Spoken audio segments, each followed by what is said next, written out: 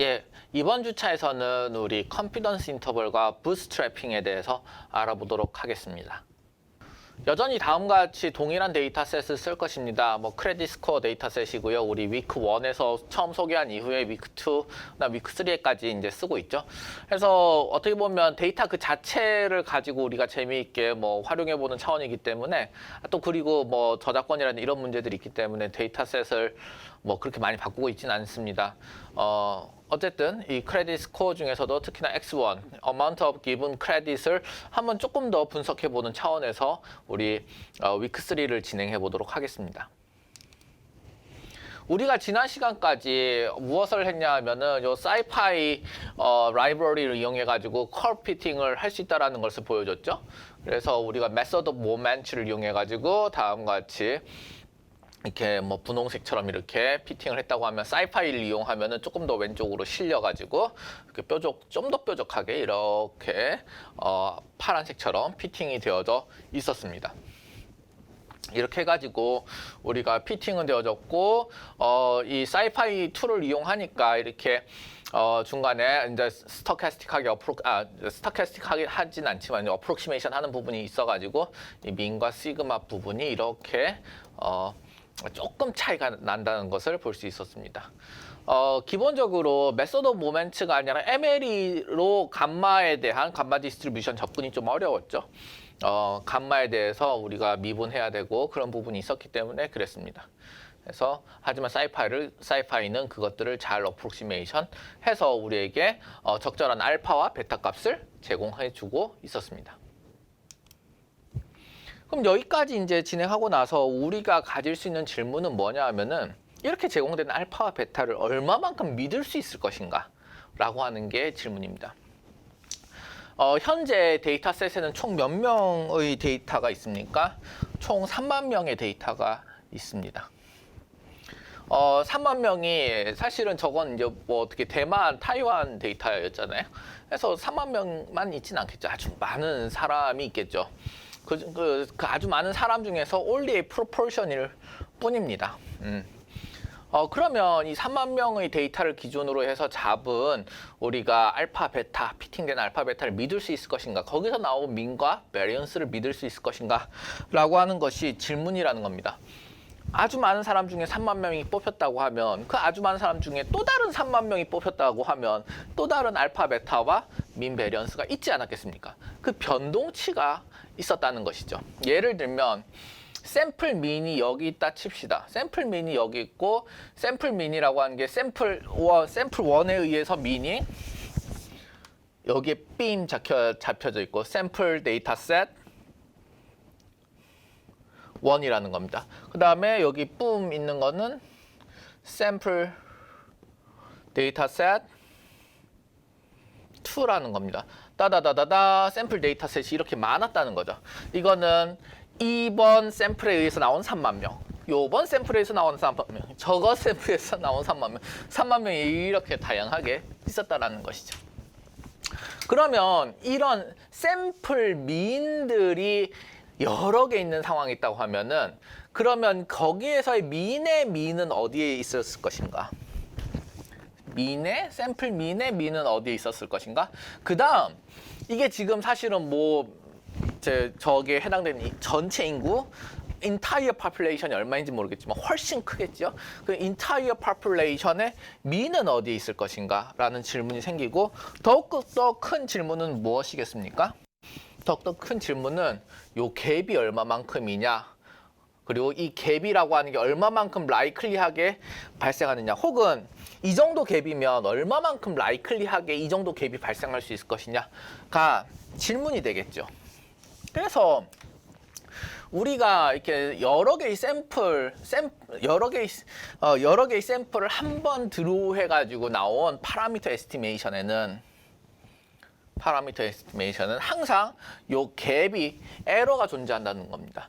파퓰레이션 민과 샘플 민 사이에 갭이 존재하고 에러가 존재하고 그 에러에 대한 분석이 필요하다는 것이죠.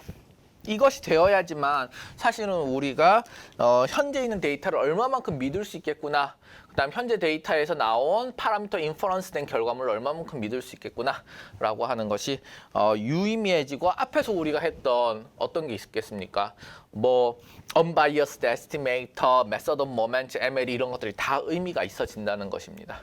그래서 그 에러 분석을 해야 되겠다라는 겁니다. 그래서 우리에게는 무엇이 필요하냐면은 컨피던스 인터벌이 필요합니다.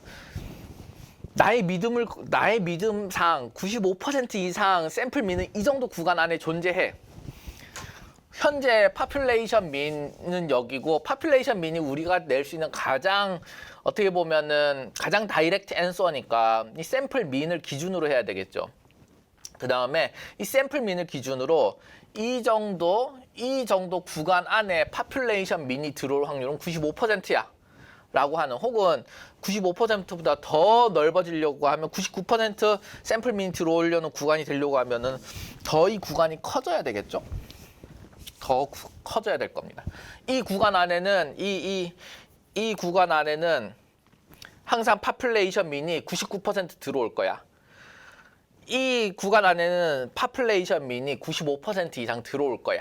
라고 하는 그런 이제 보장이 있어야 된다는 겁니다. 그래서 그런 컨피던스 인터벌을 만들어내는 일을 해야 되겠죠.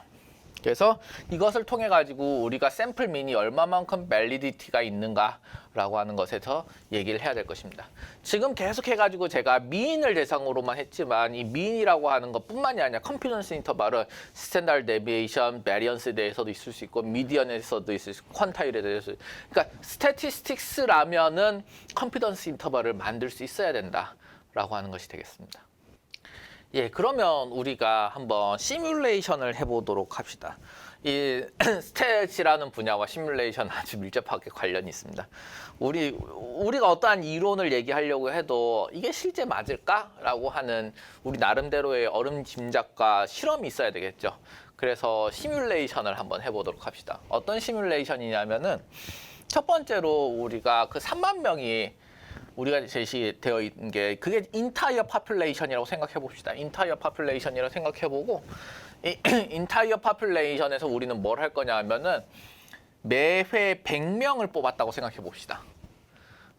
원래라고 하면 3만 명이 그렇게 뽑은 녀석이죠. 아주 많은 혹은 그 대만의 아주 많은 파퓰레이션 중에서도 3만 명이 그렇게 드로우된 샘플일 텐데 우리는 데이터가 필요하니까요. 그 인타이어 파퓰레이션에 대한 데이터가 필요하니까요. 그래서 시뮬레이션 세팅은 뭐냐면은 이 3만 명을 전원이라고 생각을 하고 전체 파퓰레이션이라고 생각하고 100명만 드로우 해보자는 것입니다. 그러면 우리가 한번 샘플에 대해서 볼 수 있는 것은 뭐다? 100명만 볼 수 있다. 이렇게 해놓고서 우리가 파퓰레이션 파라미터와 그다음 샘플 파라미터를 비교해 보자는 겁니다. 계산해서 비교해 보자는 겁니다. 얼마나 그 갭 차이가 일어나는지를 보자는 겁니다. 어디서요? 여기서 말씀드리지 않았습니까? 여기가 파퓰레이션 민과 샘플 민이고 요 갭을 봐야 된다고 했죠. 그 갭 차이를 요거 계산하고 요거 계산해서 보자는 겁니다. 이제는 전체 인타이어 파퓰레이션이 3만 명이 된 거고 샘플 파퓰레이션이 100명이 된 거니까요. 그래서 어떤 경우에서는 이 드로우 100명 하는 게 이건 뭐가 결국에는 부여되겠습니까? 이 랜덤 이펙트가 있을 겁니다. 랜덤 실렉션이 될 겁니다. 랜덤 실렉션이 일어나고 있으니까 이제 그 랜덤이 작용하는 것이죠. 어떤 경우에서는 거의 유사하다는 겁니다. 파퓰레이션 파라미터. 어떤 경우가 되겠느냐? 예를 들면 이 경우와 이 경우, 요 첫 번째 두 경우에 대해서는 제가 한번 100명을 뽑아봤습니다. 100명을 뽑아봤고 이 100명 뽑아본 녀석 중에서 그것으로 그 샘플 파라미터를 피팅해봤습니다. 샘플 파라미터를 피팅해가지고 여기 있는 이 커브를 그려본 것이죠. 이 커브를 그려보았고 여기도 이 커브를 그려본 것입니다. 이 커브를 그려봤더니 뒤에 배경에 있는 거는 3만 명의 인디비주얼 파퓰레이션입니다. 그래서 3만 명의 인디비주얼 파퓰레이션은 여기서 뭐냐면 히스토그램이고 그 다음에 100명의 드로우 된 것으로 파라미터 샘플 파라미터 샘플 파라미터 인퍼런스 된 결과물은 다음과 같이 덴시티로 표현되어 있습니다. 덴시티 커브. 그래서 어떤 경우는 되게 잘 맞았다는 겁니다. 나름대로 히스토그램을 잘 표현하고 있잖아요. 하지만 어떤 경우에서는 다음과 같이 망한 경우도 나왔습니다. 덴시티 이거 저희 안 나오고 여기다가 이제 완전 컬랩스 되어 있죠. 여기 이쪽에 여기 이 부분에 이 앞부분에 되게 몰려져 있는 그런 샘플이 나왔던 것 같습니다. 그렇게 나오니까 이거 어떤 경우에서는 샘플 파라미터가 트루 파퓰레이션 파라미터에 상당히 근접할 것으로 생각이 되고 이 경우에서는 완전히 차이가 나는 그런 경우가 발생한 것이죠. 그러면 우리는 질문을 할 수밖에 없습니다. 어떤 질문이냐 하면은 여기서는 100명, 100명, 100명의 샘플에서 이 두 개는 우리가 좋은 샘플이었다. 요거는 좋지 않은 샘플이었다라고 생각할 수 있는데 그럼 3만 명에 대해서 우리 판단이 가능하냐는 겁니다. 3만 명이라고 하는 것이 판단이 가능한지를 우리는 알아봐야 될 필요성이 있는 것이죠. 뿐만 아니라 이 파퓰레이션, 인타이어 파퓰레이션, 여기서는 3만 명 인타이어 파퓰레이션이라고 가정하고 얼마나 맞는지 대봐서 알 수 있었지만 실제로 전체 파퓰레이션 우리 보지 못하지 않습니까? 보지 못하는 상황에서도 얼마만큼 밸리디티한 그런 샘플인지를 볼 수 있겠느냐. 우리의 그런 샘플에서 나온 파라미터의 컨피던스 인터벌은 얼마만큼 될 것이냐를 알아보는 내용이 필요하고 거기에 대한 분석을 진행하는 것입니다.